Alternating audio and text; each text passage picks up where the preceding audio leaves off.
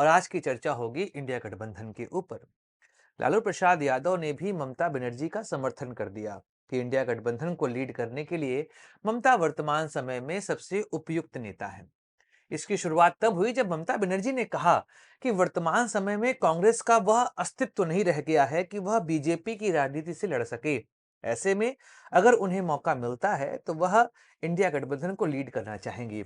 इसके बाद तो इंडिया गठबंधन के कई सारे साथियों ने भी ममता बनर्जी का समर्थन कर दिया कि हाँ, बात सही है, ममता बनर्जी को ही लीड करना चाहिए इंडिया गठबंधन को। लेकिन एक आवाज ऐसे व्यक्ति की आई जिनसे कोई उम्मीद नहीं कर रहा था कि वह कांग्रेस की खिलाफत करेंगे, और वह नाम था लालू प्रसाद यादव का। अगर आप राजनीति को देखते हैं तो एक बात स्पष्ट है कि जितना समर्थन लालू ने कांग्रेस का किया है, उतना किसी और नेता ने नहीं किया। यहां तक कि जिस समय सोनिया गांधी के विरुद्ध विदेशी मूल का मुद्दा बहुत प्रमुखता से उठा था 2004 में, उस दौर में भी लालू प्रसाद यादव सोनिया गांधी के साथ कदम से कदम मिलाकर खड़े थे। ऐसे में अचानक क्या हुआ कि लालू प्रसाद यादव ने ममता बनर्जी का समर्थन कर दिया। इस वीडियो में हम समझेंगे कि आखिर कांग्रेस को साइड करने की कवायद इंडिया गठबंधन में क्यों हो रही है, और दूसरा, ममता बनर्जी को आगे रखकर बीजेपी के नैरेटिव को कैसे इंडिया गठबंधन ध्वस्त कर सकता है। नमस्कार दोस्तों, मैं हूं सुधांशु। आप देख रहे हैं द स्वदेश।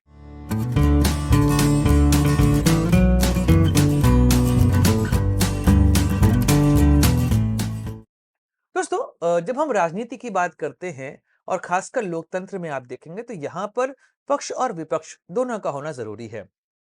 अगर पक्ष बहुत हावी हो जाएगा तो फिर देश में अचानक से लोकतंत्र का खात्मा आपको दिखाई देगा। कई बार ऐसा महसूस होता है कि जब भी कोई पक्ष बहुत हावी रहा है तो उसने विपक्ष के हमेशा पर कतरे हैं और देश की लोकतंत्र व्यवस्था का खात्मा किया है। ऐसे में किसी भी राजनीति में विपक्ष का होना आवश्यक है। 2019 का वह दौर याद करिए जब देश में विपक्ष की राजनीति लगभग खत्म होने जा रही थी। उसी दौर में 2023 में इंडिया गठबंधन का निर्माण हुआ, और उस इंडिया गठबंधन ने 2024 के लोकसभा चुनाव में बीजेपी को कई टक्कर दी। एक बार तो ऐसा लगने लगा कि इंडिया गठबंधन की सरकार बन जाएगी। लेकिन अचानक से इंडिया गठबंधन के अंदर हमें कई सारी समस्याएं देखने को मिल रही हैं। इस वीडियो के पहले सेगमेंट में चर्चा करते हैं कि आखिर इंडिया गठबंधन के सबसे बड़े नेता और सबसे बड़ी पार्टी को लेकर उस गठबंधन के अंदर एक राय क्यों नहीं है। क्यों सभी पार्टियां इस समय राहुल गांधी और कांग्रेस को इंडिया गठबंधन में साइड लाइन करते हुए दिखाई दे रही हैं, और वह क्यों कह रही हैं कि कांग्रेस अपना ईगो त्यागे और ममता बनर्जी को स्वीकार करे। पहले बात करते हैं समाजवादी पार्टी की। समाजवादी पार्टी और राहुल गांधी, इनके बीच के संबंध हमेशा से खट्टे मीठे रहे हैं। 2023 का वह दौर याद करिए जब छत्तीसगढ़, मध्य प्रदेश और राजस्थान में चुनाव की घोषणा हुई थी। तब समाजवादी पार्टी ने कांग्रेस से कहा कि उन्हें मध्य प्रदेश में कुछ सीटें दें जहां से वह चुनाव लड़ सकें। लेकिन उस दौर में कांग्रेस अपने अहंकार में आकर अखिलेश यादव को सीट नहीं देती है और गठबंधन में समस्याएं आनी शुरू होती हैं।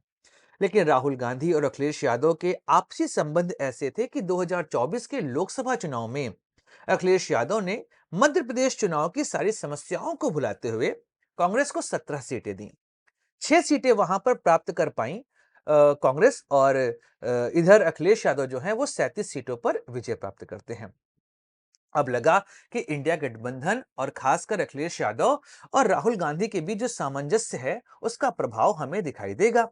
इसी दौर में क्या होता है जब लोकसभा के सत्र चलते हैं और राहुल गांधी का समर्थन जिस तरीके से अखिलेश यादव ने किया, यह समझ में आने लगा कि राजनीति में यह दोनों नेता बीजेपी की वर्तमान स्थिति को और कमजोर ही करेंगे।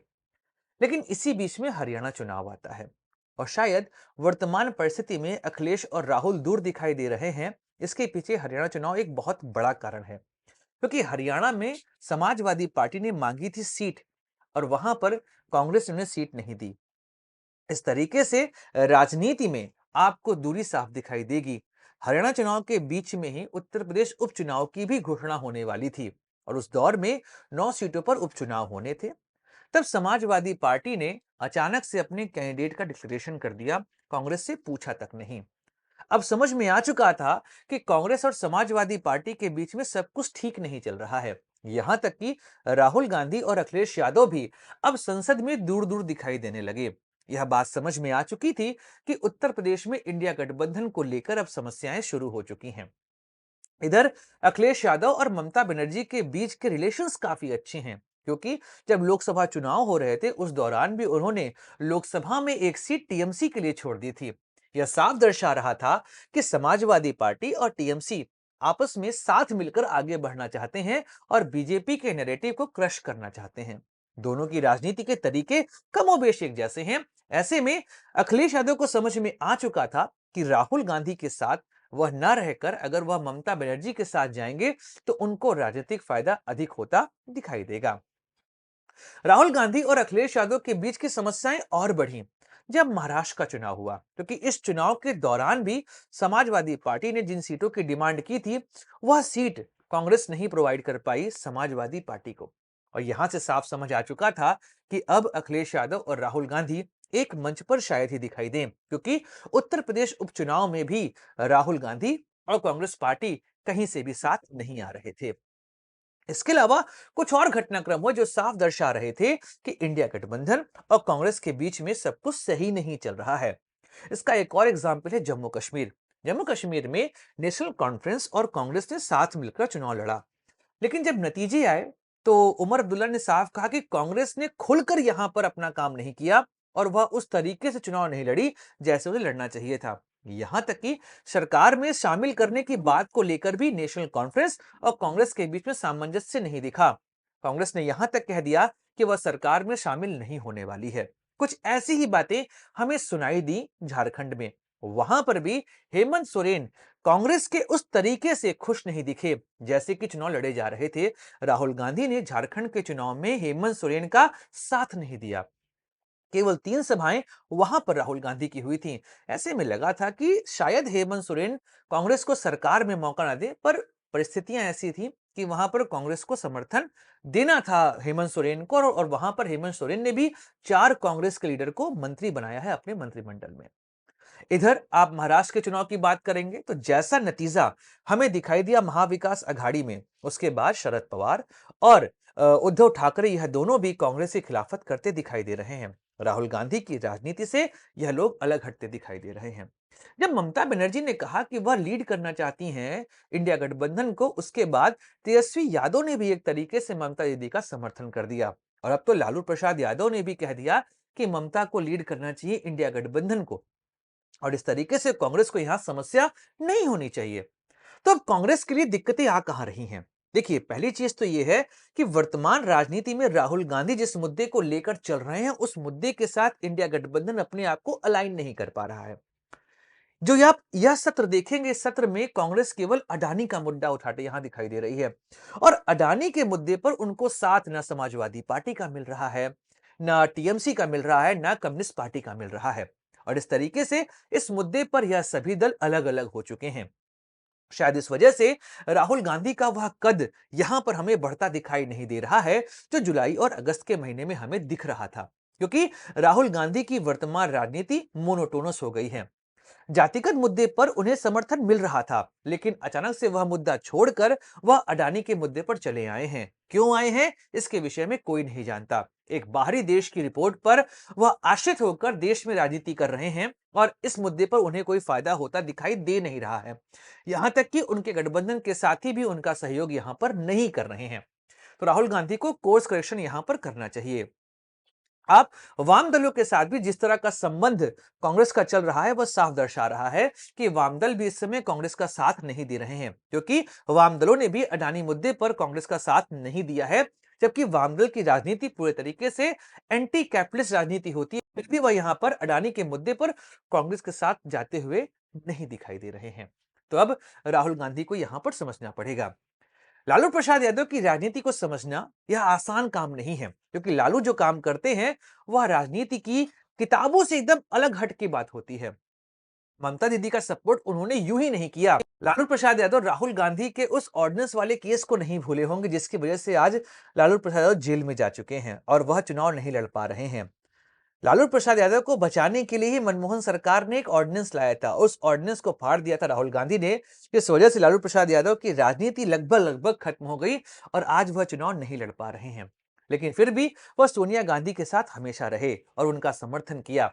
लेकिन फिर वह ममता बनर्जी का समर्थन क्यों कर रहे हैं? क्योंकि उनको पता है कि वर्तमान राजनीति में अगर बीजेपी के नैरेटिव का मुकाबला कोई पार्टी और कोई व्यक्ति कर सकता है तो वह केवल ममता बनर्जी है।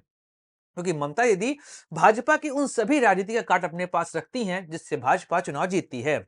चलते हैं बंगाल और वहां पे किस तरीके से ममता बनर्जी ने बीजेपी के सभी नैरेटिव को खत्म कर दिया। चाहे हम संदेश खली का मुद्दा देखें, चाहे एनआरसी सीए का मुद्दा देखें, करप्शन का मुद्दा देखें, इन सभी मुद्दों पर ममता बनर्जी ने बीजेपी की बंगाल में हालत खराब कर दी। 2019 के दौर में तो यह लगा था कि बीजेपी ममता दीदी को हटाकर वहां पे अपनी सरकार बना लेगी। लेकिन जब चुनाव हुए तो नतीजे कुछ और आए।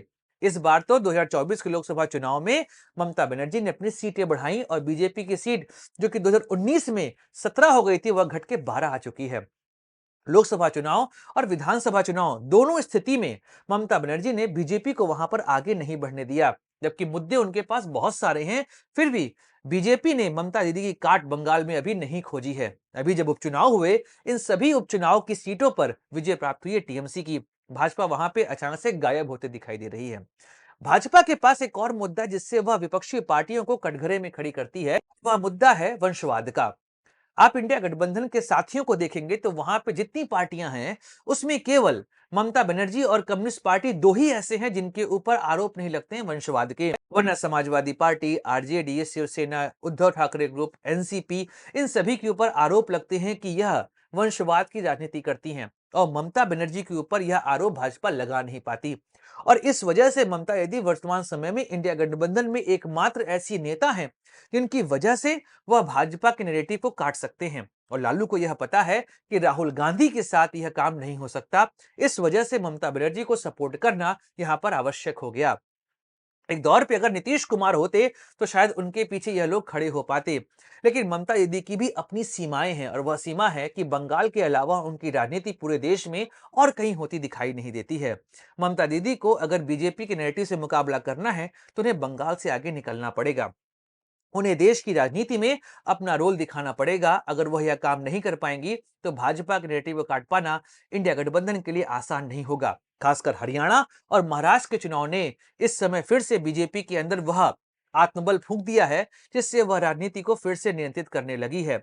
और ममता दीदी एकमात्र ऐसी उम्मीद है इंडिया गठबंधन के लिए जो बीजेपी के नैरेटिव को इस समय खत्म कर सकती हैं। अब देखते हैं कि इंडिया गठबंधन में मचे इसरार का मुकाबला कैसे करती है कांग्रेस और क्या ममता दीदी इंडिया गठबंधन की कमान अपने पास रख पाती हैं या बनेगा फिर से कोई नया थर्ड फ्रंट। दोस्तों वीडियो समाप्त करते हैं, मिलेंगे अगले वीडियो में। Like share subscribe the channel. जय हिंद, वंदे मातरम, भारत माता की जय।